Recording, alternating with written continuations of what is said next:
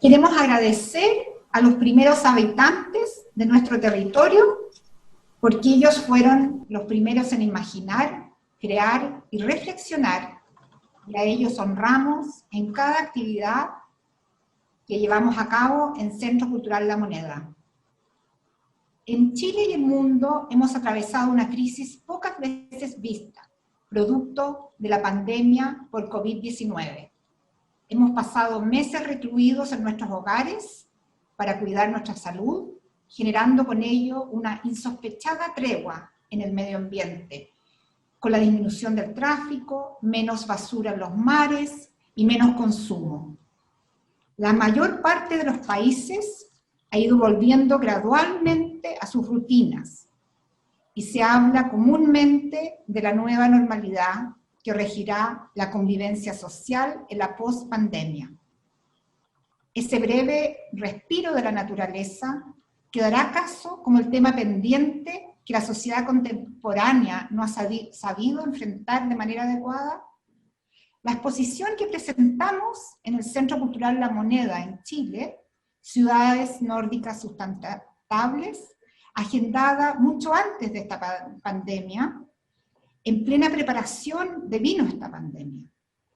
Esta exposición tiene como premisa la urgencia real de la tragedia medioambiental. En esta exposición se presentan casos concretos aplicados exitosamente en ciudades de Dinamarca, Finlandia, Islandia, Noruega y Suecia. También se presentan soluciones entendidas desde la conciencia medioambiental para áreas como la vivienda, los servicios de salud, el transporte, la recreación, el clima social, la interacción social, entre otros asuntos. Hoy nos encontramos en una nueva edición de Diálogos en el Centro, conversaciones que ahora hacemos online. Estamos muy contentos de tener expertos en esta materia para conversar sobre los ejemplos y contextos donde la arquitectura y el urbanismo han jugado un rol clave en el desarrollo de crear mejores lugares para habitar, para la convivencia. Quisiera, junto con agradecer, dar la bienvenida a Alexander Spitzer, arquitecto y diseñador urbano de Kent Architects, a Olli Metso, socio fundador de Muan, Finlandia, a Jennifer Lennart, líder mundial de WWF Cities, a Pablo Brugnoli, arquitecto y magíster en patrimonio cultural, quien además es subdirector de proyectos de Centro Cultural La Moneda en Chile, y a quien tendrá la misión de coordinar esta mesa, Trine Dankersen, consejera de Política y Cultura de la Embajada de Dinamarca, quien en este encuentro, en este diálogo, representa a las embajadas nórdicas presentes en Chile, y que nos llevará a transitar de manera amable y le dará la voz a cada uno de nuestros invitados. Bueno, quiero agradecerte especialmente, Trine, y a través tuyo también agradecer a todos los países nórdicos participantes de este proyecto, y te dejo con la misión de coordinar esta interesante mesa que nos da esperanza de que es posible construir espacios amables, ciudadanos, en que consideremos el medio ambiente. Muchas gracias a todos por estar aquí, y Trine, usted nos invita. Muchas gracias, Beatriz. Me ven todos, espero. Así que empiezo con darle las bienvenidas a todos y todas los que están conectados, conectadas.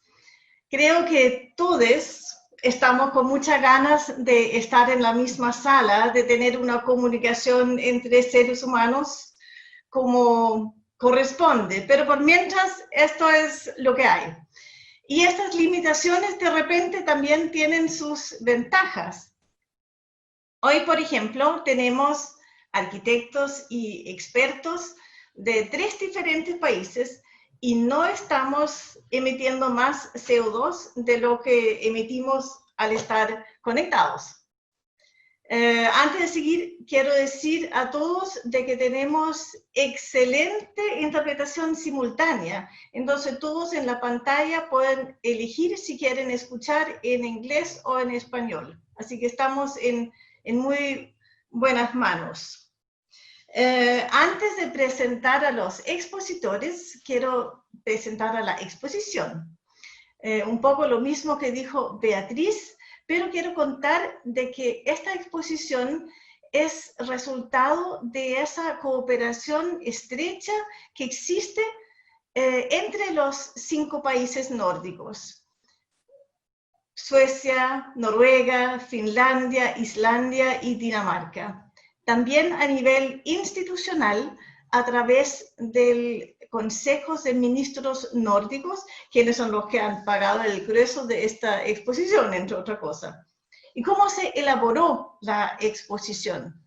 Los institutos de diseño y arquitectura de los 5 países nórdicos se juntaron para mostrar un poco de lo que pasa entre los arquitectos nórdicos en su búsqueda de una vivencia más sustentable. Y se nos acaba el tiempo. Ya hemos hablado mucho de por qué tenemos que ser sustentables. Lo que corresponde ahora es hablar de cómo. Y esta exposición, como lo dijo Beatriz, es una exposición de puros ejemplos concretos de proyectos sustentables. Así que ya que no nos digan que no se puede, que es muy caro, que es muy complicado. No, sí se puede, y por eso estamos aquí hoy. Vamos a hacerlo de esta manera, de que primero los 3 expositores van a exponer y después tenemos las preguntas de ustedes. Pero mientras hablan, ustedes en el chat pueden hacer las preguntas por mientras, y si es dirigido a una persona, a un expositor en particular, por favor también poner eso. Presento ahora a los expositores en el orden que van a hablar. Primero, desde Dinamarca, Alexander Spitzer, que es un arquitecto peruano que vive en Dinamarca y trabaja en Gale Architects, que es un estudio que han sido pioneros en soluciones sustentables, tanto del cero como muchos proyectos que han recuperado para los seres humanos los espacios públicos que el auto nos había arrebatado. Alexander está a cargo de los proyectos de Gale en Asia y América Latina y nos va a hablar de proyectos que tienen aquí en Chile. Después, de Suecia, participa Jennifer Lenhard, del Fondo Mundial para la Naturaleza Suecia, sección Ciudades. Jennifer tiene más de 15 años de experiencias en la temática del entorno urbano, siempre desde la perspectiva de una búsqueda de acercamiento holístico a los desafíos urbanos. El título de lo que nos va a hablar es Ciudades, Data y Ciudadanos Inteligentes, y abarcará también el papel que juegan las organizaciones de la sociedad civil en esta transformación hacia ciudades clima inteligentes. Al final, de Finlandia, Olli Metso, que tiene un currículo muy colorido, desde productor de cine a pesca con mosca, hacia la arquitectura y el diseño urbano. Es socio fundador de MUAN Finlandia, una agencia de diseño y arquitectura con una amplia gama de proyectos desde museos a vivienda y mucho más. Y siempre con la perspectiva de un diseño urbano inclusivo, participativo, que rescata la identidad del lugar y que integra tanto arquitectura como urbanismo y marketing. El tema que nos va a presentar es Delta Sustentable de Ríos Nórdicos. Espero haberlo traducido bien. En inglés es Sustainable Nordic River Delta. Y también tenemos con nosotros a Pablo Brugnoli, que es arquitecto y subdirector del Centro Cultural Palacio de la Moneda. Y Pablo, voy a decirlo aquí, también es uno de los responsables del bello diseño de nuestra exposición. Así que quiero aprovechar aquí de agradecerte, Pablo, a ti y a Francisca Ramírez por el tremendo trabajo que han realizado. Pero ya, Alexander, the floor is yours. Te doy la palabra.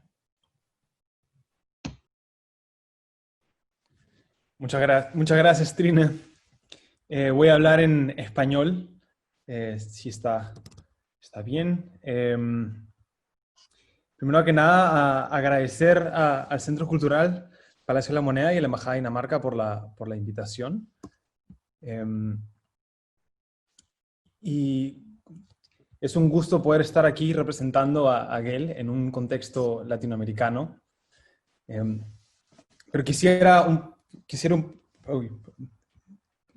no sé si pueden ver mi pantalla. ¿Pueden ver la pantalla?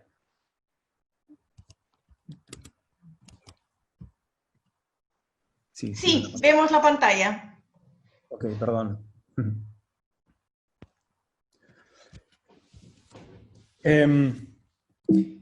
Quisiera contarles un poco lo que somos y algunos proyectos que hemos venido realizando aquí en Santiago, de hecho.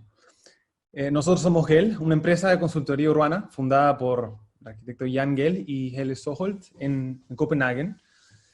Y en las siguientes diapositivas vamos a hablar un poco sobre nuestra metodología y la historia de la oficina y finalizar con un proyecto que hemos hecho en Cuchuraba, en Santiago. Nosotros en GEL trabajamos como científicos sociales, analizando la vida social en el espacio público, y como diseñadores proyectando y diseñando espacios y ciudades enfocados en las personas, en la gente. Somos un equipo internacional con 3 oficinas en Copenhague, San Francisco y Nueva York. Por ahora soy el único peruano en la oficina de GEL, en Dinamarca, donde hace más frío que en Perú, pero donde nuestra metodología se basa en el estudio que ha venido realizando Jan Gehl por más de 40 años, y quisiera contarles un poco la historia de Jan. Jan, joven arquitecto de una escuela danesa de época modernista, se casa con una psicóloga, con su esposa, psicóloga social, Ingrid. Y Ingrid le pregunta, dicen los rumores que cuando estaban saliendo, que le pregunta por qué a los arquitectos no les interesan las personas, por qué solo se enfocan en los edificios. Y esta era una época donde la planificación de ciudades venía basada desde el modernismo, por los flujos automotrices, por el pragmatismo funcional, donde se argumentaba que la ciudad compacta es ineficiente, sucia y peligrosa, y donde las ciudades estaban diseñadas casi desde la perspectiva de un avión, y donde el auge del automóvil surge como solución de todas las ciudades, de todo el mundo. El auto nos va a cambiar la vida, nos va a solucionar la vida. Y en este contexto es donde la pregunta, ¿qué es lo que pasa? Donde Jan se pregunta, ¿qué es lo que pasa entre los edificios?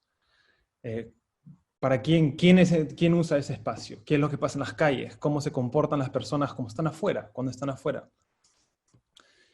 Y Jan viaja a Italia por varios meses, gracias a una beca danesa, para estudiar el comportamiento de las personas en estos espacios públicos y entender cuál es la relación entre lo construido y lo vivido, y por qué ciertos espacios son más activos o más exitosos que otros y algunos se sienten más inseguros. Donde Jan trata de documentar cuál es la relación entre el espacio construido y el comportamiento de las personas. ¿Qué cosas son utilizadas como bancas? ¿Por qué la gente se apoya en ciertos lugares? ¿Por qué la gente se comporta de cierta manera? ¿Por qué las personas se sientan a ver a otras personas? y mapear exhaustivamente estos espacios, dónde están siendo utilizados y dónde no. Y entender cómo el diseño de nuestras calles y las ciudades afectan el comportamiento de las personas. Acá podemos ver a mujeres actuando como un bus o como una unidad para sentirse seguras al cruzar la calle. O, por ejemplo, identificar cómo las personas utilizan los espacios como condición de borde para tener una perspectiva del espacio. Jan siempre se refiere a que sabemos más de la relación entre el chimpancé y su hábitat natural que los humanos y las ciudades. Y luego de todo este estudio, esto culmina en 2 libros, uno por Jan y otro por Ingrid. El libro de Jan ha sido publicado ya en 36 ediciones y traducido en 22 idiomas. Y luego de este libro, la oficina hemos publicado 3 más: Cómo estudiar la vida pública, Ciudades para las personas, y por último Soft City, de nuestro director creativo, David Sim. Y todo esto es para decir que hoy nuestro trabajo se enfoca en hacer ciudades enfocadas para las personas. Diseñar, analizar y proponer estrategias y soluciones para reducir un poco más, quitar más carros y traer a las personas a las calles.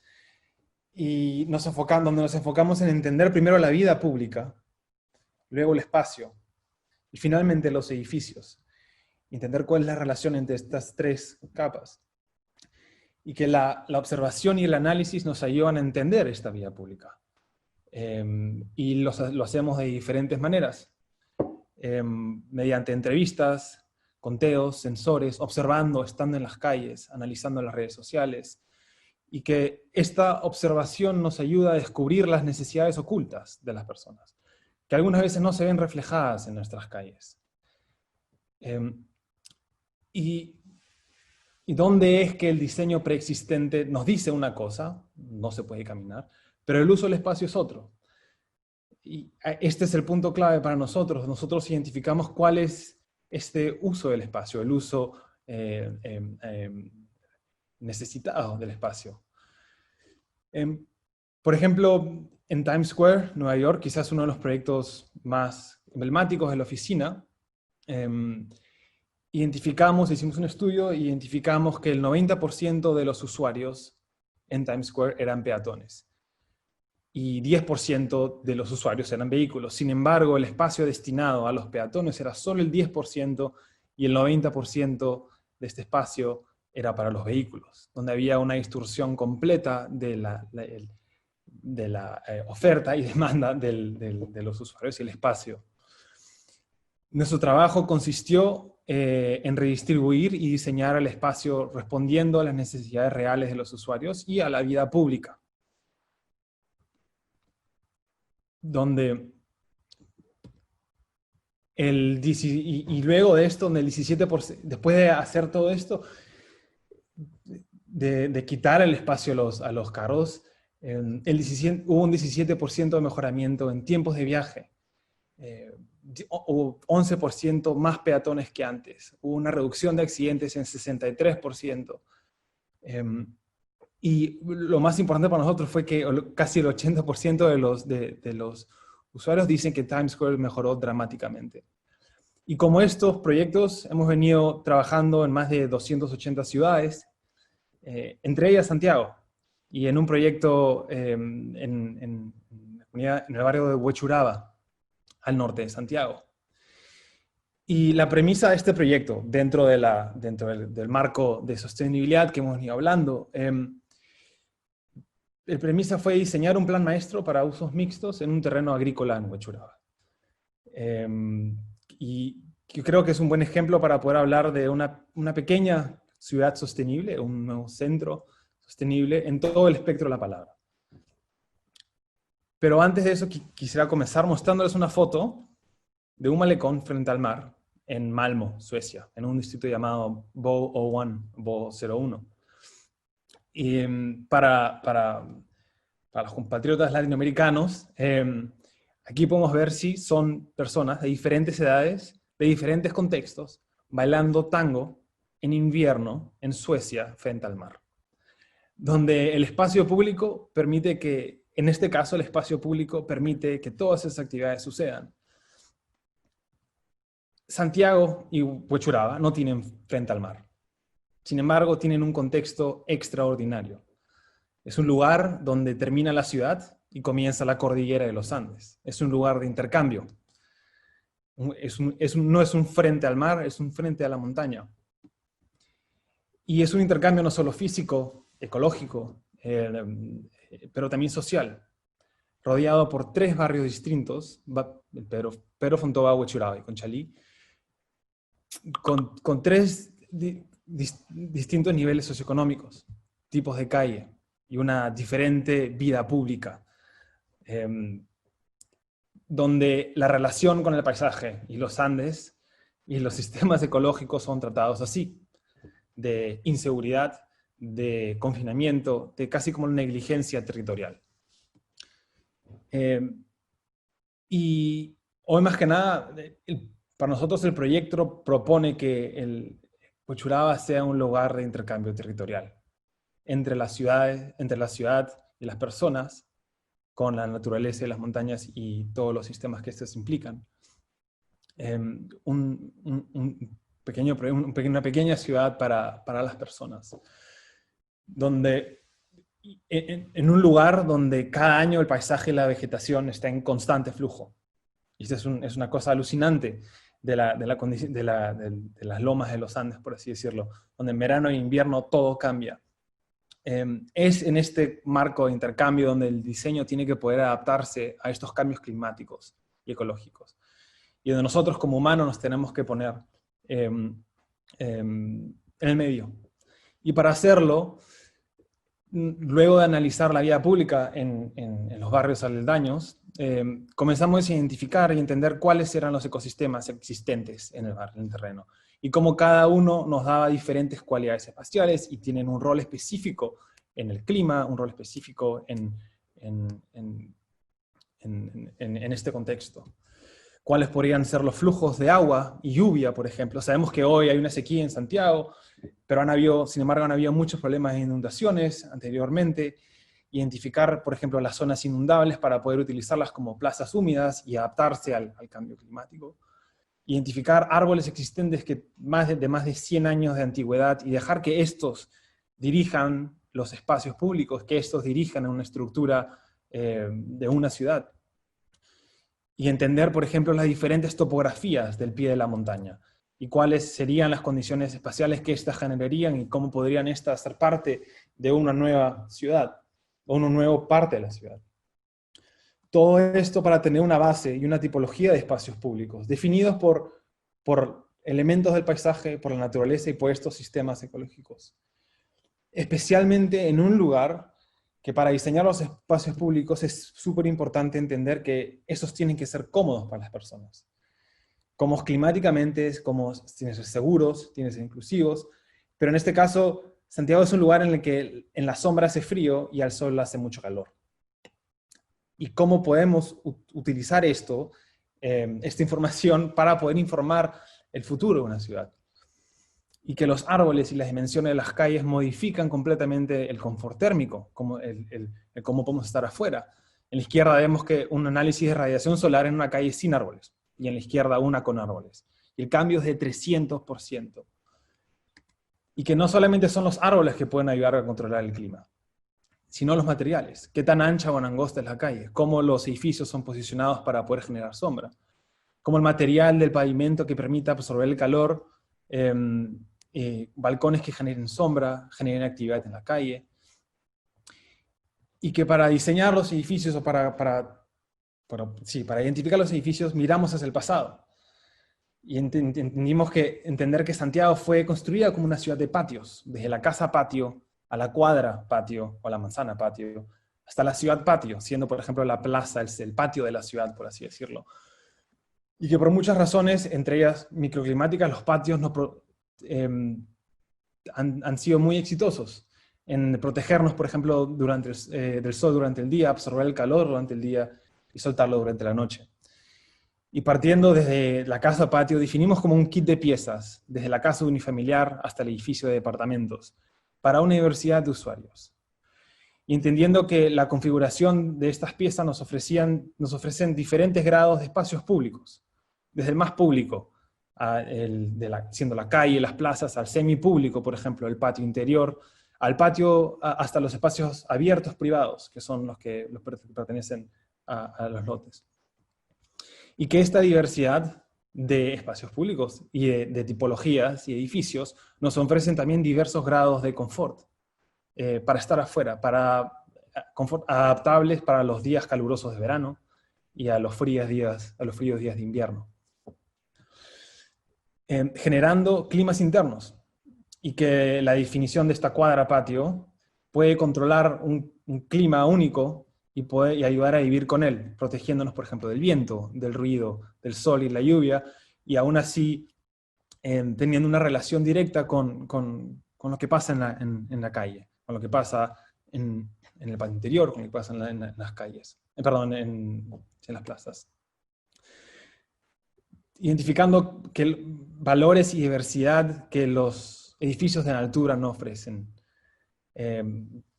Puede ser medio sarcástico, pero pensar que una persona que se compra un departamento en el piso 25, soñando o pensando, anhelando que lo que quiere es lo otro. Y todo esto resultando en cuadras de escala humana, cuadras caminables, cuadras que se adapten al territorio, para luego definir un barrio que dialogue con el paisaje, y reglas de estrategias para el barrio. Un barrio que tenga una espina central que conecte todo el proyecto. Un loop peatonal que genere una identidad y una conexión peatonal alrededor de todos los edificios. Un equipamiento público que exista en la ladera de la montaña, porque sabemos que la ocupación de la montaña es privilegiada, y poner la entidad más pública en esta área sea lo más preciso. Y que los barrios, y para nosotros sería importante entender que los barrios se definan comunidades sociales, y que cada uno tenga la posibilidad de tener una identidad diferente, activados por diferentes equipamientos. Cada uno de estos barrios con un equipamiento diferente, un equipamiento cultural, de educación, de investigación, médico. Y que las diferentes tipologías, luego de estas estrategias, se adapten a estas condiciones, ofreciendo espacios de escala humana para una diversidad de usuarios, con diferentes necesidades. Donde puede venir la familia que compra su primera casa, por ejemplo, o el joven estudiante que alquila un departamento con sus compañeros de piso. Un sistema que promueva una sostenibilidad social, económica, medioambiental. Conectando a estos barrios aledaños mediante espacios públicos, revalorizando la oportunidad que la ladera de la montaña nos ofrece. Un barrio donde podemos ver llamas en Zoom, por ejemplo, existe un loop peatonal, un boulevard que conecta a los otros barrios, el parque lineal que entra y sale del proyecto. Y donde las calles son priorizadas para los peatones, donde existe una constante relación con por ejemplo, el comienzo de los Andes, donde si llueve el agua está canalizada, donde los diversos usos pueden convivir en un mismo cuadrante, por ejemplo, donde existen estos ojos de la calle. Y al interior de las cuadras hay una variedad de patios, patios que se adaptan a estos usos. Y donde podemos observar a diferentes usuarios, diferentes tipologías, diferente vegetación, diferente actividad. De día, por ejemplo, donde los niños se pueden sentir seguros al salir, donde los padres pueden sentirse seguros en dejar a los niños salir. Y donde uno se puede sentir también seguro de noche. Y quisiera regresar para terminar, ya que se estoy con el tiempo, a esta primera imagen como una vida privilegiada, de una vida pública privilegiada en Suecia, en un frente marítimo. Pero Santiago y Buchará tienen algo igual de increíble, que es este frente de montaña. Y quizás este proyecto Buchará pueda comenzar a dialogar con estos temas medioambientales e integrar el paisaje y los sistemas ecológicos en el futuro de Chile. Y con eso termino. Muchísimas gracias Y le doy la palabra a Trine. Ya, muchas gracias, Alexander y Gale Architects. Los que estamos aquí en Santiago vamos a seguir con mucha atención su proyecto en Huechuraba. También muy interesante lo que cuentas acerca de cómo el diseño urbano determina el comportamiento de los ciudadanos. Tuvimos un ejemplo muy reciente aquí en Santiago, cuando íbamos entrando en cuarentena por COVID-19, de a poco, comuna por comuna, donde vimos algunas comunas donde solo la mitad entró en cuarentena y la otra mitad no, o mucho más tarde, de todas formas. Y la frontera entre esas partes de las comunas era siempre una carretera urbana. O sea que ahí se nota cómo esas carreteras, por ejemplo, simplemente divide a la gente y determina cómo se mueven en una misma comuna. Bueno, seguimos. Voy a darle la palabra a Jennifer Lennart de Suecia.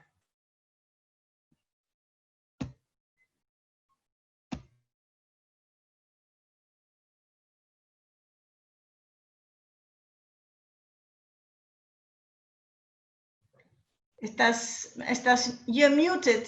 Can you see my slides? ¿Ven mis diapositivas? ¿Sí? Sí, sí. Perfecto. Y lo siento, yo hablo en inglés. Yes. My name is Jennifer Lenhart, and Yo soy Jennifer Leinhardt, yo soy el líder global de WWF Cities, que es parte de la oficina de WWF, pero yo estoy en Santiago de Chile ahora. Y es un placer que Alex les mostró unas fotos de Malma, que es una ciudad en donde me tocó trabajar, el departamento de planificación y del medio ambiente. Así que nos vamos a conectar un poco en esto. Quiero hablarles acerca del rol de las organizaciones de la sociedad civil para respaldar las ciudades inteligentes desde el punto de vista climático, cómo participan las personas. Entonces, gracias, Alex. La verdad que me inspira mucho el trabajo que hacen ustedes y también tu presentación. Entonces, ¿por qué la WWF, que es conocida por la conservación, cada vez participa más con las ciudades? Bueno, son 5 cifras para nosotros. 55% de la población mundial vive en ciudades. Esto es mucho más alto en América Latina. Las ciudades consumen cerca de 2 a 3 la masa urbana y son responsables del 70% de las emisiones de carbono y 75% del consumo de recursos naturales. Como tal, son claves si queremos cumplir con el Acuerdo de París, tratar de mantenernos en un alza de calentamiento global de 1,5 grados. Así partimos, viendo el 2020, un año increíblemente importante para el planeta, para las decisiones claves, los plásticos, el cambio climático. Era un punto clave para tomar las decisiones correctas, que las ciudades fuesen más inteligentes, más sustentables, en lugar de el camino histórico, mucha contaminación, pero por supuesto apareció el COVID. E irónicamente, o no tanto en realidad, entre 90 y 95% de los casos de COVID aparecen en las ciudades. Las ciudades efectivamente son un epicentro de muchas cosas, no solamente de cambio climático, sino también de COVID.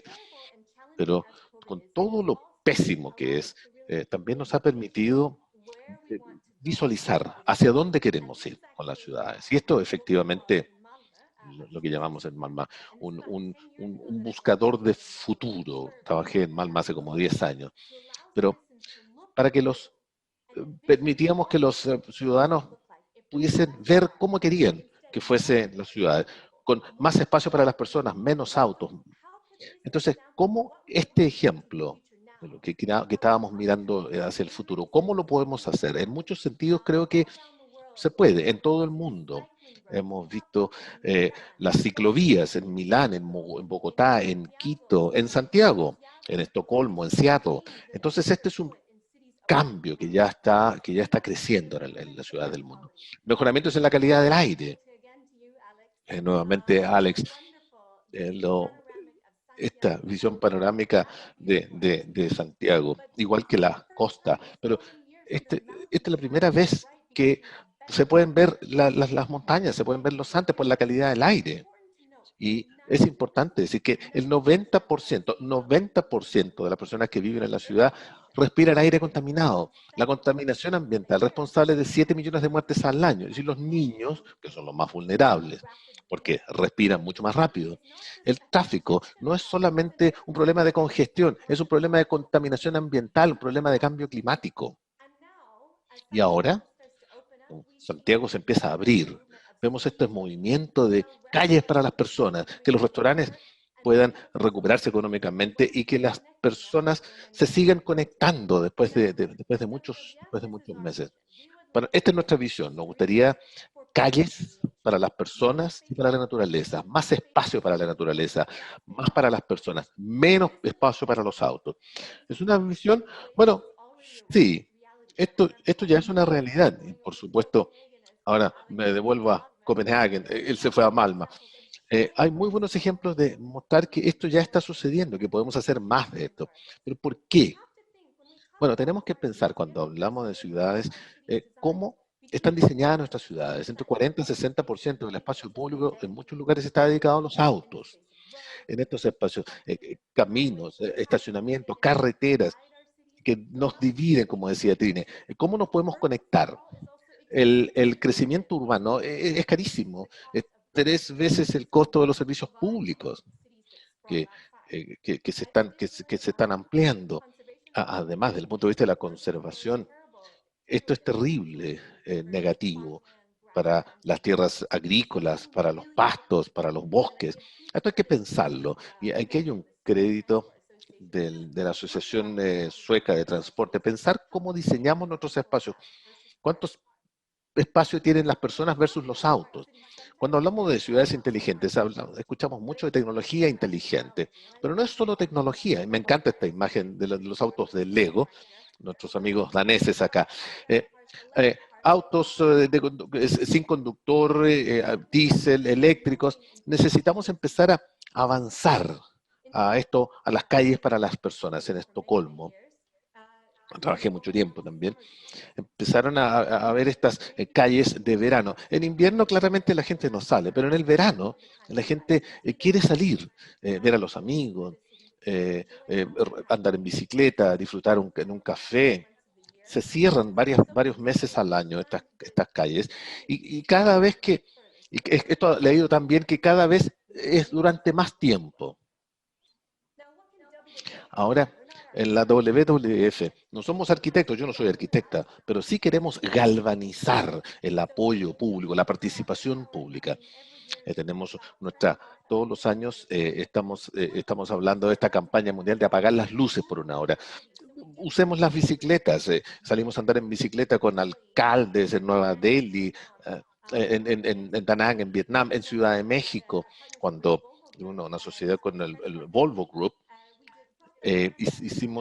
llevamos el Panda en estos buses eléctricos nuevos, para que la gente lo probara, llamar la atención para un transporte urbano más limpio. Y este es un reloj, y se los voy a explicar un poco, porque esto es clave para tomar el Big Data, pero darle un poco de sentido. Estamos hablando de 30 minutos. Esa es una distancia promedio de 12 kilómetros. Y estamos viendo cuántas personas mueren de contaminación ambiental y los desglosamos en 30 minutos. Entonces, en 30 minutos, 500 personas mueren por contaminación ambiental y gastamos 285 millones de dólares en los subsidios al combustible fósiles, pero es responsable de la contaminación de 268 millones de personas con poco saludables. Tiene un costo para la sociedad, pero lo bueno es que esos 12 kilómetros se pueden recorrer en 30 minutos en una bicicleta eléctrica o hasta 8 kilómetros en una bicicleta normal, que es la que uso yo.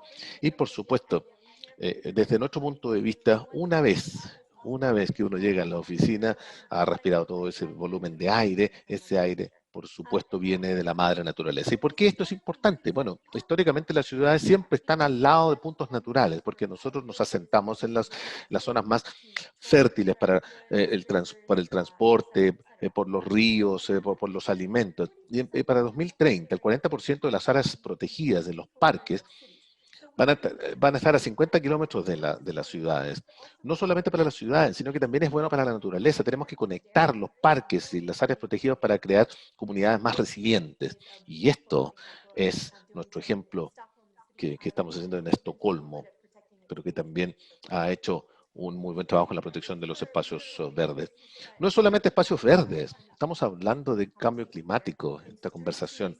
Y los árboles en las calles son tremendamente importantes para mejorar el entorno. ¿Quién se va a subir a una bicicleta si hay 50 grados? Es mucho mejor si hay una temperatura más agradable y menos congestión. Esto es muy importante porque si tomamos este escenario donde no se hace nada, ¿qué es lo que hacemos ahora? Una ciudad como Beijing, en China, se puede calentar hasta 1,7 grados Celsius. Esto no es el escenario que queremos. La urgencia ya está hoy día y ahora. Entonces, nosotros tenemos algo que se llama el desafío de las ciudades. Trabajamos con con el CDP, de una plataforma de información. ¿Por qué? Porque sabemos que las ciudades inteligentes necesitan datos de base para saber hacia dónde van. Esta es una plataforma global en todo el mundo, las ciudades de todo el mundo pueden ingresar sus datos y nosotros sacamos estos datos y vemos cómo se alinea cada una de estas ciudades, se va alineando con los objetivos de desarrollo. Cada año también lo celebramos, y esto es en 2016, en Quito. Al centro está la persona Ban Ki-moon que nos ayudó, que nos acompañó.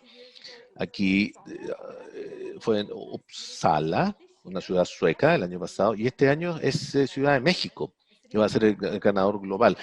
Tiene un plan, tiene una trayectoria para estar alineado con este movimiento.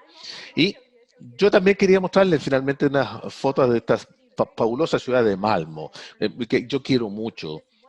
Es un diseño fantástico, esta imagen que mostró Alexander, que estaban bailando tango. Pero no siempre fue así. A fines del 80, principios del 90, tuvo un colapso económico gigante. Un tercio de su industria y sus trabajos desaparecieron de la noche a la mañana. Entonces la ciudad era un caos y tuvieron que repensar cómo rediseñar la ciudad. Y el alcalde, que también era arquitecto muy visionario, dijo, tenemos que crear una nueva identidad. La industria es el pasado, la sustentabilidad es el futuro. Entonces crearon este barrio sustentable, uno de los más sustentables de Suecia y también en Europa, pero lo que me parece más interesante es que no es solo grandes edificios, bonito, no, es hacer que la sustentabilidad sea tangible, que la gente toque los paneles solares cuando va a un museo, demostrar que el sistema que permite puntos de biodiversidad, cuando se producen crecidas en el río, estos letreros gigantes, reírse un poco de la gente que anda en auto, ¿por qué no salen en bicicleta? Y creo que este mensaje es bastante potente, sería muy potente por lo menos aquí en Santiago. Este es Western Harbor, es un barrio 100% renovable. Hay eficiencia energética en los edificios, es mucho más cómodo andar en bicicleta que andar en auto. Ahora, este no es solo una solución, no es solo viento, no es solo solar. Hay recuperación de calor, se utiliza el agua del mar para enfriar los edificios, la energía solar para calentar, para calefaccionar. Es un sistema integrado. La integración no es solamente en términos de la energía, sino cómo utilizamos los desechos, por ejemplo, de alimentos. Se va a los trituradores y con eso se hace biogás. Y se utiliza eso en los buses. Nuestros productos de desecho se transforman en el combustible, ahorramos dinero para poder alimentar nuestros buses de transporte público con desecho. Eso es así de fácil, se puede hacer. Pero quiero terminar aquí en Malmö, no es solo edificios nuevos, sino que usar también los espacios existentes. Augustenborg es un edificio de la década del 50, muy moderno, pero fines de la década del 90 teníamos inundaciones, abandono, delito. Desde el punto de vista sueco, era un lugar peligroso. Los líderes empezaron a pensar, entonces tenemos que hacer algo respecto de este barrio. Muy al principio, personas, ciudadanos, participaron en la discusión. ¿Qué querían ver en la ciudad? Creo que esto es muy importante. En Chile estamos hablando de una nueva constitución y la decisión de incluir a la gente en las personas, hacerlo desde el principio, dejar que cuenten sus historias, sus preocupaciones. Y hay un gran beneficio de esto. Cuando Malmö incorporó a las personas, la votación aumentó porque la gente se dieron cuenta que su opinión era importante y también llevó a que desarrollos locales nuevos. Esto es uno de los subterráneos en un barrio. Un residente que dice, imitar un poco aprender de la naturaleza. Este sistema se instaló en el barrio para mejorar, para conducir el agua, pero también para oxigenar y para aportarle a la biodiversidad, para que jugaran los niños. Y esto se ha transformado en una empresa internacional que se llama Water MB. De la misma manera, si permitimos que los residentes participen, pueden tomar, este es un lugar vacío, y transformarlo en un jardín que produce alimentos. Esto es un proyecto importante, no solo por la producción de alimentos, sino por la participación comunitaria. Orgullosamente, tienen un 30% de la población, quizás más ahora, es extranjera, y eso es un gran beneficio, pero tiene un aporte estratégico para integrar a las personas. La producción de alimentos ha sido una forma muy entretenida de iniciar una conversación, conocer a los vecinos. Normalmente tenemos mucho más en común de lo que nos separa. Este es el mismo barrio que tenía autos dados vuelta, que tenía inundaciones. Recomiendo ir a visitarlo. Y hay un nuevo libro que va a salir, creo que esta semana o la próxima, se llama The Eco City Augustenborg, donde es importante saber cómo aprender, qué hizo Malmö y qué lecciones podemos aprender. Eso es lo que quería contarles y un placer estar aquí con ustedes.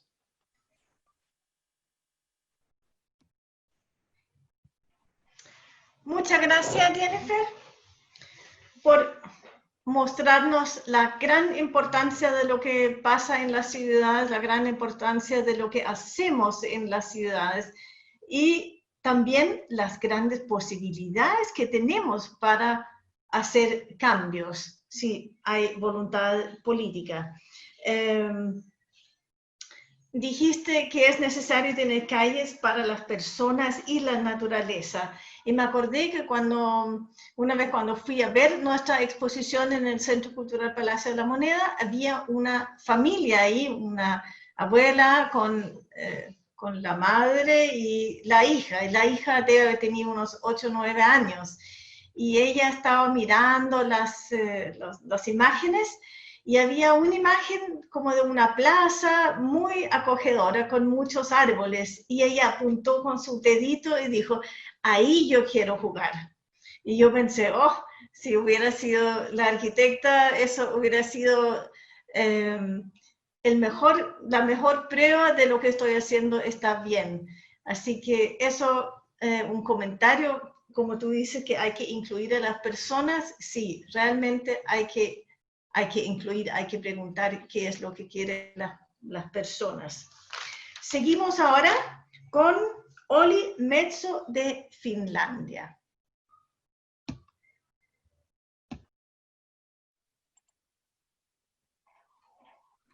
Hey, thank you very much. Hola, muchas gracias. Yo soy Olli Metso y soy de Muuan, de Finlandia.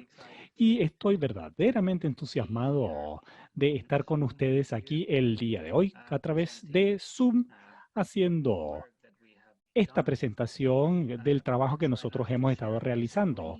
Voy a tratar de compartir mi pantalla y espero que ustedes puedan ver mis diapositivas. Espero que así sea. ¿Sí? Yes. Okay, thanks. Okay. Ok, muchas gracias entonces. Yo he dividido esta presentación en dos partes. La primera de ellas es una breve introducción de Muon, la empresa con la que yo trabajo, y lo que nosotros hacemos en general, pero también la segunda parte es más bien una descripción del proyecto que nosotros hemos desarrollado en Finlandia. Entonces, en torno a nuestra empresa, Muanda, una agencia de diseño joven que está en Helsinki, en Finlandia, la capital. Somos una empresa joven, estamos creciendo rápidamente y yo verdaderamente espero que eso sea una señal de que estamos haciendo las cosas bien. Al principio éramos solamente dos parejas con competencias entre nosotros. Éramos algunos grupos pequeños de arquitectos en Finlandia. Pero después de algunos años yo creo que ya hemos crecido y ahora somos más de 10 personas y seguimos creciendo. Nuestra oficina se encuentra ubicado en el centro de Helsinki y la razón por la cual nos llamamos una agencia de diseño es porque sí, tenemos muchos antecedentes e historia como diseñadores, pero también como arquitectos. Pero nosotros tenemos también otra área, que es nuestra idea de tratar de encontrar algo que es, si se quiere, desconocido. Nosotros tratamos de ser creativos en este sentido para tratar de encontrar innovación de nuevas formas para poder diseñar distintos tipos de diseños aplicables a las ciudades, aplicables a los espacios. Básicamente, todo lo que hacemos está relacionado con la construcción de entornos, de ambientes. Entonces, lo que nosotros hacemos es que diseñamos áreas, espacios, servicios y actividades considerando las dimensiones de la ubicación, es decir, una dimensión típica del diseño arquitectónico y urbano, conectándolo con dimensiones geográficas y dimensiones de estilo de vida según los públicos objetivos en las áreas donde nos toca trabajar. Otra de las cosas que quiero decir que se me había olvidado es que yo también hago clases en la Universidad de Aalto en Helsinki. Estoy haciendo clases sobre estudios del futuro que está de alguna manera relacionado con lo que hacemos en MUAN. Por ejemplo, crear distintos escenarios pensando en el futuro de las ciudades, tratando de combinar eso con nuestro trabajo de diseño. Entonces, esto es un caso de cómo se puede crear nuevos diseños urbanos sustentables. El área, ustedes podrán ver cómo se llama, es un nombre largo, en finlandés, difícil de pronunciar, pero básicamente es un delta fluvial nórdico y nuestra idea era poder crear una buena zona para poder habitar, vivir, pero que además fuese sustentable. Yo estoy haciéndoles esta presentación el día de hoy en esta área que se encuentra aquí en la zona que se llama Ivala, en el norte de Finlandia, aquí donde está ese circulito en el mapa. Y Helsinki es el pin que está más abajo dentro de este mapa en color amarillo. Es decir, nosotros estamos ahí más bien como en el centro, pero en la zona norte del delta fluvial.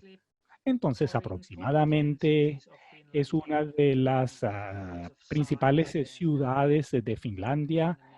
entre las 10 primeras en términos de tamaño y de economía. Y este sitio de diseño para nosotros está además muy cerca del centro de la ciudad, en una zona de delta fluvial hermosa donde el río se conecta con el océano o con el mar. Y ustedes podrán ver que esta área no tiene un funcionamiento específico, es decir, anteriormente había ahí bodegajes, almacenes que ya no se encuentran ahí. Y parte de la idea es diseñar y construir un parque, pero también tenemos partes en este momento que son inaccesibles, que son buenos para los animales, para las plantas, pero no le aporta mucho a las personas que viven en la ciudad. Así que esta área es bien interesante en el sentido de que ya tenemos esta zona que está dentro de estos límites verdes, que de alguna forma también conecta el centro de la ciudad, que está en verde, con todas estas otras áreas en sus respectivos colores y las conecta. En amarillo tenemos una zona cultural, un teatro y biblioteca. Luego en el área café que se encuentra a la izquierda son edificios y un área más bien histórica. El área celeste es el área deportiva, donde hay distintas instalaciones deportivas. Y en el área más roja, superficies hay distintos eventos que se llevan a cabo. Ahora, toda esta área no tiene una verdadera identidad y un funcionamiento claro. Entonces, la idea era crear un lugar donde se pudiera vivir, pero también poder crear una nueva identidad para esta zona. Porque lo que me parece increíble dentro de esta línea verde nos muestra que es la mejor parte de todo lo que está disponible y por eso tenemos que aumentar la cantidad de áreas aprovechables. Comenzamos el trabajo, como siempre lo hacemos, haciendo un análisis bien profundo. Nosotros creamos un método que se llama TOD, Target Oriented Design, un diseño orientado que nos permite trabajar con el diseño urbano para tratar de encontrar las funcionalidades que puedan tener un desempeño superior. Por supuesto que teníamos esa zona, como ya les dije, de almacenamiento, donde teníamos esta área de muelles y embarcaderos, distintas bodegas, pero también hay otro tipo de edificios antiguos ahí. También tenemos otro tipo de infraestructura, principalmente bicicletas. Es una ciudad donde hay distintos tipos de ciclovías, que estas distintas ciclovías que han sido diseñados para distintos tipos de bicicletas, pero también existe la posibilidad del arriendo de bicicletas para uso urbano. Y la idea era integrar distintas partes de la infraestructura, generando de esta zona del delta una ciudad amable tanto para las bicicletas como para los peatones. Ahora, desde la perspectiva del ambiente natural, este delta también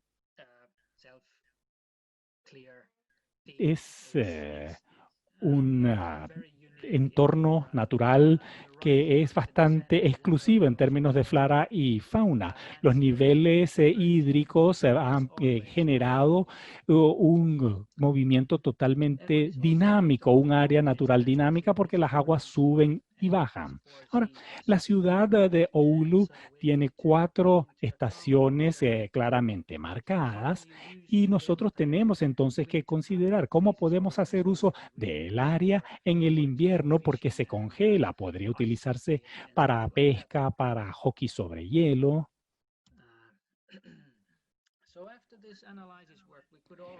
En fin, después de todo este análisis, nosotros podríamos decir que teníamos una subdivisión funcional de toda la zona que nos permite crear una identidad presente para el área. Y nosotros tenemos aquí la zona de tiempo libre y de entretención, el área de eventos vibrante urbana y el área de bienestar y de salud. Y empezamos a basarnos en eso para el desarrollo del proyecto. Y lo hicimos imaginándonos de qué manera debiera ser la ciudad del futuro y cuál es el tipo de valor que debiera presentar. Y creamos esta cantidad de esta paleta, si se quiere, de valores que consideran los distintos estilos de vida que sean sostenibles, sustentables para el medio ambiente, pero también para las personas. Están cerca del agua y una de las cosas más importantes es que es inteligente, innovador e integral. Entonces, lo que hicimos fue empezar a considerar el trabajo de el uso del suelo.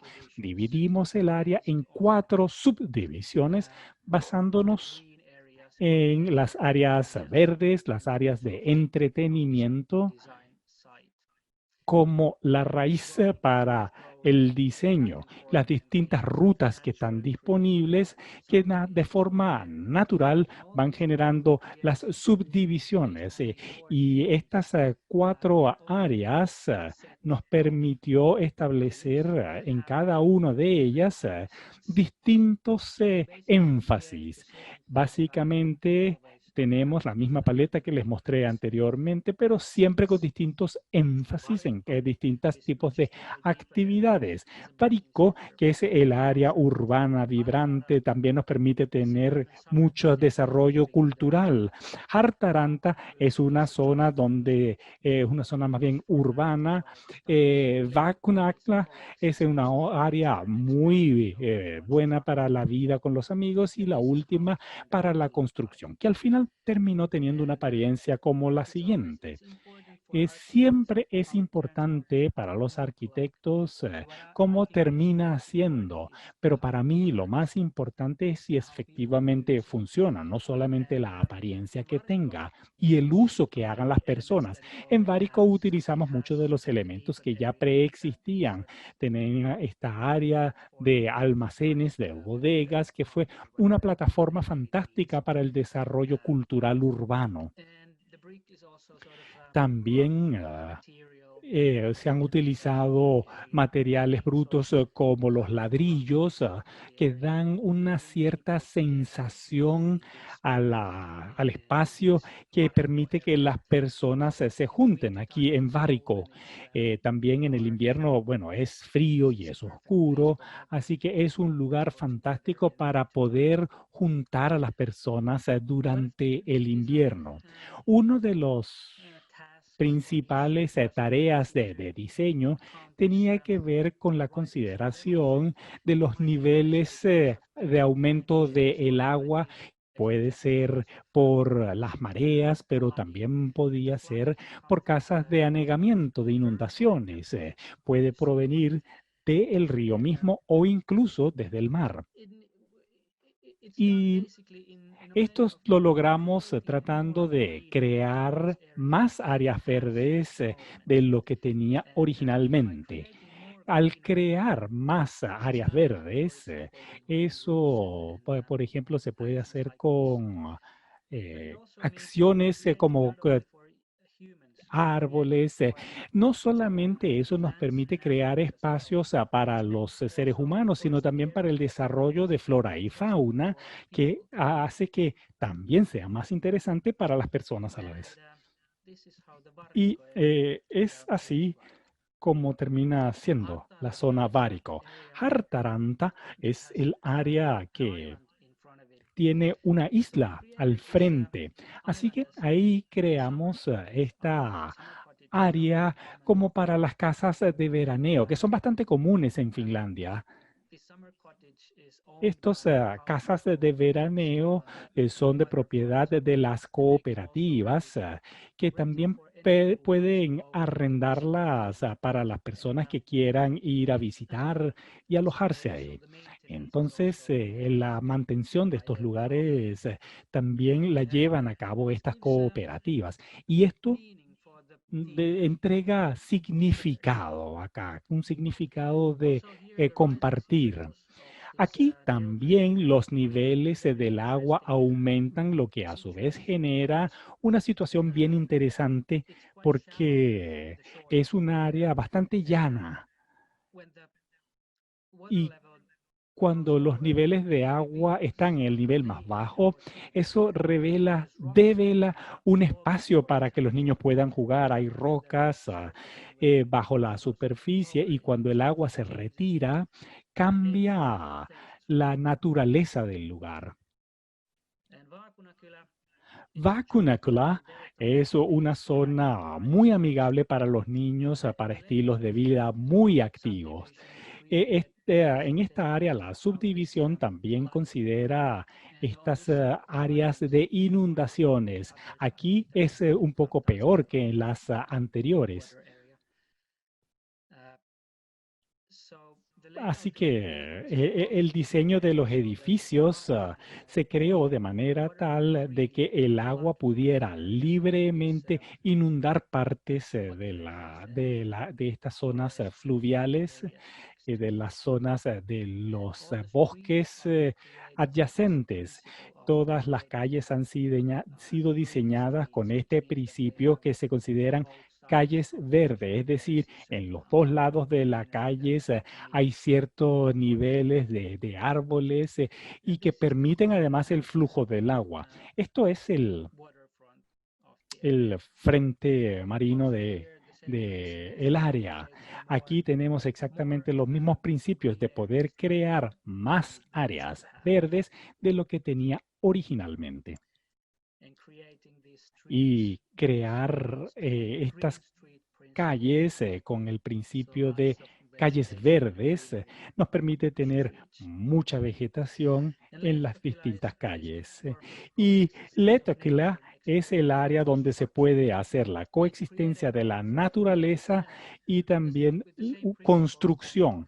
Nuevamente, con los mismos principios se trabajaron tal como el área que les acabo de presentar, pero un poco al revés si se quiere. Es decir, son las zonas de construcción las que han creado las islas en el entorno de bosques o de arboledas, porque en esta área hay un río que pasa por el centro y el área, el río también tiene ciertos momentos de inundación y este río entre medio permite canalizar gran parte del agua. Así que tuvimos que construir las calles para que pudieran bloquear las inundaciones. Y claro, podemos hacerlo hasta cierto punto, pero estas islas de zonas construidas, edificadas, nosotros aprovechamos la idea que proviene de algunos pueblos pesqueros del norte o de distintos lugares del mundo también, donde las casas son estilo palafitos construidas sobre columnas y el agua puede fluir por la parte inferior. Así que esto es algo que nos ayudó a crear una identidad visual muy fuerte para este lugar y además es una manera bastante resiliente de poder construir en esta área. Al final terminó siendo más o menos así. En esta área nosotros tenemos una paleta bastante diversa, diseñada de manera perfecta y específica para esta ubicación, que es lo que debiese ser siempre. Es un trabajo continuo, además. El área tuvo una exhibición de viviendas y nuestro trabajo de diseño va a tener, perdón, una feria o una exhibición de viviendas y hay que estar presente porque nosotros vamos a participar ahí. Con eso termino. Muchísimas gracias.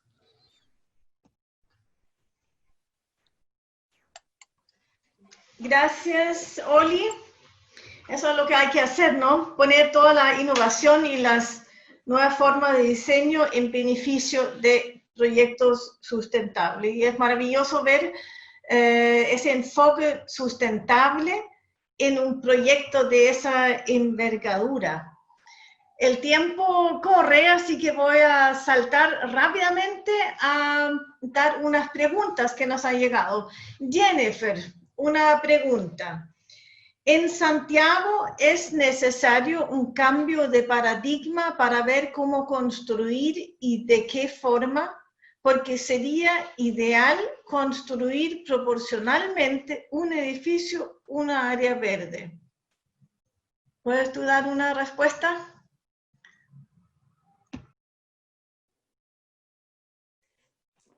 Well, thank you for the question, and Gracias por la pregunta. Primero, me inspira mucho esta ciudad. Veo mucho cambio que está en marcha, muchas ideas, muchos con los actores locales. Como una persona de afuera, veo las cosas de otra forma, porque tengo ojos de afuera. Pero definitivamente estoy de acuerdo con que hay mucho espacio verde, pero no está bien distribuido. Esto es lo que tiene que mejorar. Y por supuesto la ciudad ya muy densa, está construyendo en otra área. Pero si empezamos a pensar autos y no en parques, conectarse con los parques lineales, esto, como el ejemplo de Copenhague, que son parques, pero también son corredores de transporte, y la conectividad es vital, lo hemos visto en términos de los patrones de movilidad que se están haciendo en Chile entre las distintas comunas, en una dirección para ir al trabajo, pero tenemos que cambiar la mentalidad, ¿no? Eso no es fácil, pero si trabajamos juntos, los arquitectos, los planificadores urbanos, las embajadas, la sociedad civil, ¿cómo podemos galvanizar y apoyarlos? Nosotros siempre decimos que juntos es posible. Sabemos los desafíos a nivel local, pero también a nivel global, pero es posible. Hay que empezar a pensar cómo nos movemos, en qué ciudad queremos movernos, qué tipo de vida queremos. En un mundo post-COVID, en el mundo que va a tener este nuevo proceso constitucional también, además. Muchas gracias, Jennifer. Y ahora una pregunta dirigida a Gail. Alexander, ¿cómo piensan ustedes en que cambiará el diseño de condiciones de borde en una época post-COVID?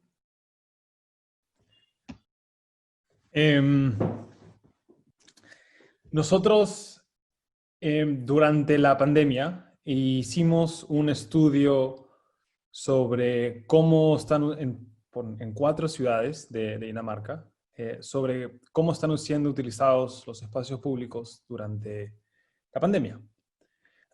Y el rol que tienen los espacios públicos, o que tuvieron, o que tienen, para las personas. Y uno de los datos más importantes para nosotros fue que hoy más que nunca los espacios públicos están siendo utilizados más. Y que la importancia del barrio, de your local neighborhood, tu barrio local, por así decirlo, ha adquirido mucha más importancia. Y creo que esto para nosotros como diseñadores, como diseñadores urbanos, arquitectos, nos da mucho, nos hace felices, pero nos da como, está reasegurando lo que nosotros pensábamos desde un comienzo. Que el espacio público es completamente esencial para el desarrollo social, económico y humano de las personas. Sobre la condición de borde, y específicamente en Santiago y en este caso Huechuraba, los bordes, los bordes son lugares súper interesantes, porque los bordes son el lugar donde dos partes se juntan. Si pensamos, por ejemplo, en el delta, para tomar el ejemplo de Oli, un delta es donde el agua salada y el agua dulce se juntan, y es en este delta donde ocurren muchísimas, hay una diversidad completamente diferente de especies, por ejemplo, el agua es distinta, la vegetación es distinta. Entonces nosotros pensamos en que los bordes no basta simplemente con levantar muros, por ejemplo, no basta simplemente con quitar la autopista o el puente, por ejemplo, sino es cómo podemos utilizar los bordes como proyectos catalistas de integración. Y específicamente en el proyecto de Huechuraba era uno, hablando un poco de la parte política, era uno, cómo podemos conversar con los otros barrios y abrir este borde y ser completamente transparentes en el proceso, traerlos, incluirlos en el proceso proyectual, en el proceso de diseño, y traer a todos estos agentes, stakeholders de todos estos barrios a la misma mesa. Entonces, pero creo que la pregunta va más bueno, los bordes como las autopistas y bueno, no sé, los bordes de muros y los condominios cerrados. Pero tiene que haber una voluntad, no solamente política, tiene que haber una voluntad social. Tiene que haber, porque la voluntad política viene de una necesidad social de un cierto grupo. Entonces, claro, si un grupo refleja esta necesidad de yo me quiero encerrar, quiero que mi condominio sea cerrado, quiero que solamente vengan los carros y yo quiero llegar en mi carro a mi casa, tenemos que dialogar con estos grupos, tenemos que dialogar con todos los grupos y ponernos todos en la mesa y poder utilizar los bordes como proyectos catalistas de inclusión y de diversidad, no solamente de vegetación y flora, sino diversidad social e inclusión social. Quizás es un poco abstracta la respuesta, pero espero que tenga sentido. Muchas gracias. Y yo sé que el tiempo vuela y espero que los intérpretes no se estén muriendo, pero vamos a seguir un poquito más. La última pregunta, que en el fondo es una pregunta para los tres, vamos a empezar con Oli, suena así. Hay una serie de trabas constitucionales que impiden una verdadera regulación de los usos del suelo en las ciudades chilenas. En cuanto a leyes y normas de planificación, ¿qué instrumentos destacarían de sus países? Si tú empiezas, Oli.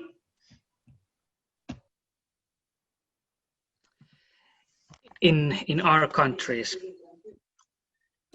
En nuestros países, creo que tenemos que cambiar la manera en que trabajamos. No es un cambio profundo o completo. Son herramientas nuevas, por ejemplo, participación y participación.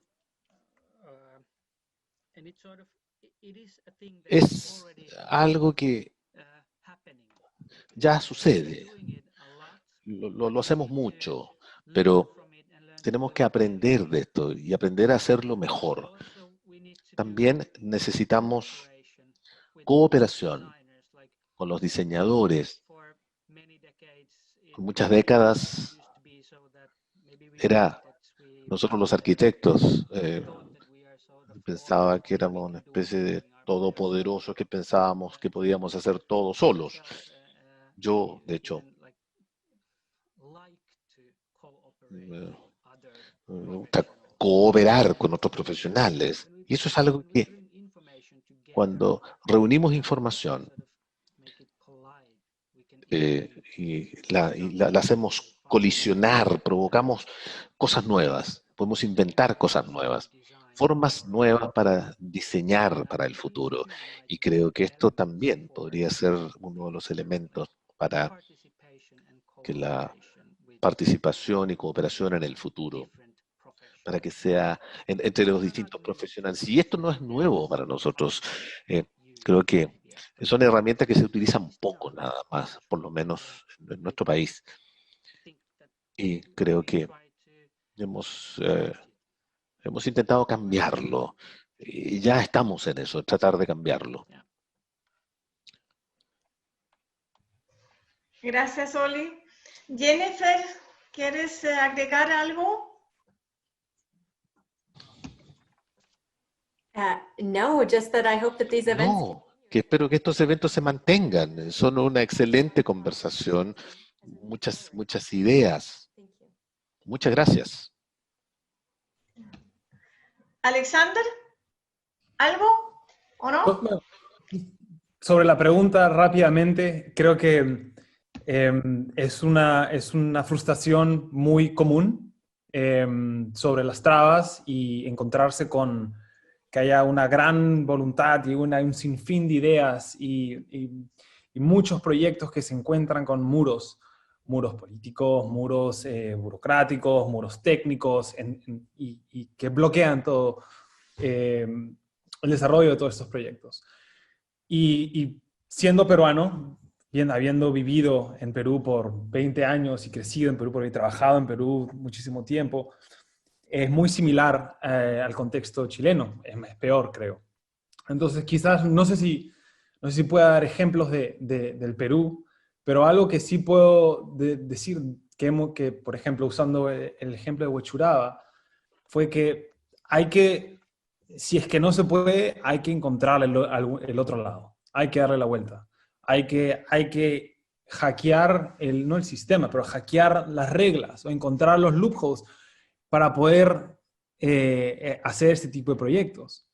Desde guerrilla urbanism, desde pintar las calles como viene haciendo Ciudad Emergente, por ejemplo, y en nuestro caso, lo primero que nos dijeron en la municipalidad fue el código de edificación no te permite hacer esto, tienes que tener un setback, una distancia de la calle a tu casa como 10 metros, tienes que hacer, no, esto no se puede. Entonces, nuestro loophole fue, hagamos lotes más grandes. Es un solo terreno y todas las calles son abiertas, son privadas, pero son abiertas. Entonces, hay maneras de hacerlo y solamente hay que buscarle el hueco, buscarle ese pequeño gap que puedes decir, bueno, podemos hacerlo así. Entonces, creo que hay maneras, hay muchísimos ejemplos, pero también súper feliz de poder compartir un poco el legado de Jan Gehl y lo que hemos hecho en Chile y escuchar dos presentaciones increíbles, ver muchas fotos de Malmo. Felizmente no puse tantas fotos de Malmo y no hablé tanto de Malmo porque no le hubiera hecho justicia a la presentación, a la calidad de la presentación de Jennifer. Y nada, agradecidísimo. Muchas gracias. Ya, me ha llegado un saludo del embajador de Dinamarca aquí en Chile, que dice: un saludo del Centro Cultural Palacio de la Moneda y a los expositores. Necesitamos avanzar en los desafíos sustentables y espero que este conversatorio contribuya a eso. Pablo Bugnoli, estás ahí, ¿no es cierto? Claro. Tú curaste recientemente una muy interesante exposición, esa Casa Chilena, que dio una visión del desarrollo también de la vivienda en Chile. A base de tu conocimiento y a base de lo que hemos conversado aquí, ¿qué rescatas tú de las experiencias nórdicas que pudieran ser útiles en ese diálogo chileno-nórdico? Okay. Voy a Pensando en tu invitación, Trine, pensé también en complementar un poco la experiencia remota con la experiencia presencial. Entonces quiero mostrar también algunas fotos de la exposición y hablar un poco también de las prácticas que tenemos en el Centro Cultural, tanto políticas como curatoriales y de diseño. Casa Chilena, bueno, fue una exposición que curamos con dos arquitectos más, Amari Pelioski y Francisco Díaz, y lo que buscamos era inscribirnos en esta idea de que hemos llamado el espacio Encuentro de Diversas Miradas del Centro Cultural. Definimos algunas, con Beatriz, digamos, el equipo, ciertos ejes curatoriales, siempre apuntando a esta diversidad de miradas y acercamiento a las comunidades. Una de esas líneas curatoriales es lo que nos permitió trabajar. Este es el Centro Cultural, para que lo conozcan nuestros invitados. Les quiero agradecer a Jennifer, a Alexander y a Oli, y también a ti, Trine, por tu agradecimiento, y a las embajadas nórdicas por tener la oportunidad de hablar de estos temas en el Centro Cultural.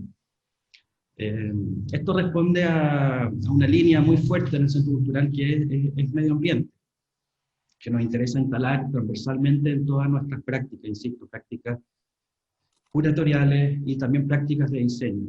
Entendemos el Centro Cultural por su posicionamiento estratégico en Santiago y en Chile como un lugar para hacer políticas públicas desde nuestras prácticas, insisto. Nosotros todo lo que hacemos tratamos de cruzarlo, entendiendo que somos el centro cultural de exposiciones más importante de Chile. Entonces, desde ese lugar institucional es que buscamos aportar a la política pública. La exposición Ciudades Nórdicas Sustentables se inscribe en ese capítulo de medio ambiente, insisto, nos da la oportunidad de hablar de este tema, pero desde mi rol también siempre me interesa, y esto con un gran equipo de trabajo que hay en el Centro Cultural, ir integrando cada exposición a prácticas de diseño, con coherencia. O sea, entender que la sustentabilidad y el cuidado del medio ambiente y bajar la huella de carbono también tiene que ver con nuestro trabajo diario. Entonces, cuando nos proponen esta exposición, nosotros ya estábamos pensando en cómo generar soportes expositivos, como reutilizables, que podamos usar más de una vez y no solamente para una sola exposición. Y ustedes nos dieron la oportunidad de desarrollar este diseño, que son estos de diseños muy sencillos, madera, fierro, pintado blanco, de generar estructuras que podamos reutilizar en los distintos espacios del Centro Cultural, activando los espacios, que no sean espacios muertos. Este era un centro cultural que en una gestión anterior estaba muy enfocada en las grandes exhibiciones, y nosotros creo yo, nos hemos enfocado en cómo hacer habitable el Centro Cultural para nuestros vecinos también, activando con pequeñas acciones los espacios. Entonces la exposición está en este lugar, con este sistema tecnológico muy sencillo, insisto, que se puede reutilizar. Esto para que la conozcan nuestros invitados que están remotamente conectados.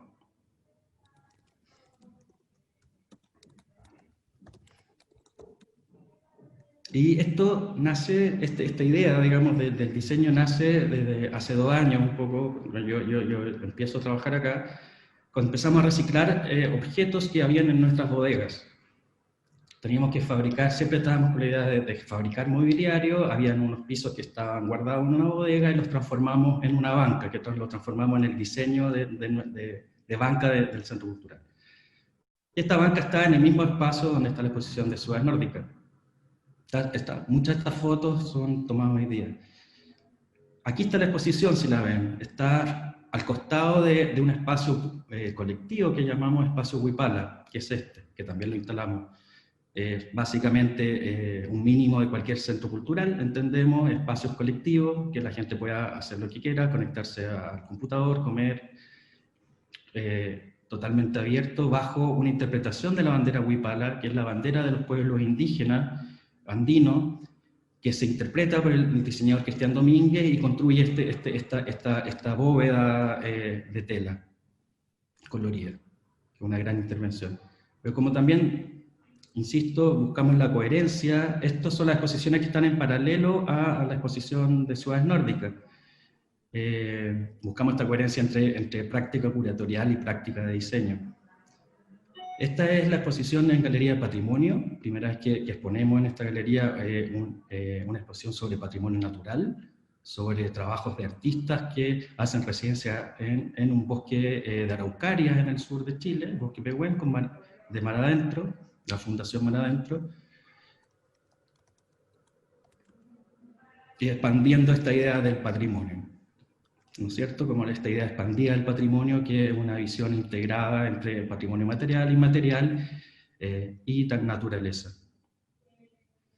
Esta es una exposición que estamos preparando en la Galería Cero, que es la galería de niños de 0 a 7 años, que se llama El Bosque Lo Diminuto, de la ilustradora chilena residente en Berlín, Sol Undurraga, que también está en esta idea de una fantasía de un bosque del sur de Chile con estos animales imaginados.